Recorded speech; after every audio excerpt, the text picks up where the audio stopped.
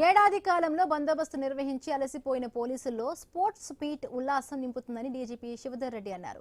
రాష్ట్ర పోలీసు క్రీడలను ఆయన ప్రారంభించారు. క్రీడలు శారీరక దారుఢ్యంతో పాటు పని ఒత్తిడిని దూరం చేస్తాయని తెలిపారు.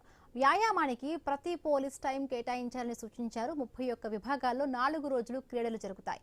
2,500 మంది పాల్గొంటారు. విజేతలను జాతీయ క్రీడలకు పంపుతామని డీజీపీ శివధర్ రెడ్డి స్పష్టం చేశారు.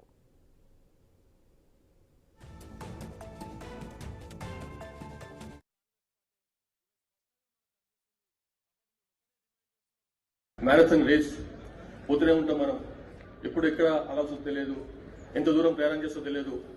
మ్యారథాన్ రేస్ అంటే దానికి ఒక ఎండ్ ఉంటుంది, 42 కిలోమీటర్స్ 21 కిలోమీటర్స్ అని. కానీ పోలీసులకు అయితే అట్లాంటి టార్గెట్ ఉండదు. ఇది రీచ్ కావాలని చెప్పి రీచ్ అయిన తర్వాత మళ్ళీ ఒక మ్యారథాన్ రేస్ రావచ్చు, అది రీచ్ అయిన తర్వాత మళ్ళీ ఇంకొక మ్యారథాన్ రేస్ రావచ్చు. సో పోలీస్ అంటేనే నిరంతరం మ్యారథాన్ ప్రక్రియ ఇది. దాంట్లో తెలంగాణ పోలీసులు చాలా ముందున్నారని చెప్పడానికి ఏమాత్రం ఎంత ముందు ఆడాల్సిన అవసరం లేదు. ఇంతకుముందు 1950s నుంచి కూడా ఒక అద్భుతమైనటువంటి క్రీడా కల్చర్, క్రీడా సంస్కృతి తెలంగాణలో ఉంది, మరి ముఖ్యంగా హైదరాబాద్ లో ఉంది.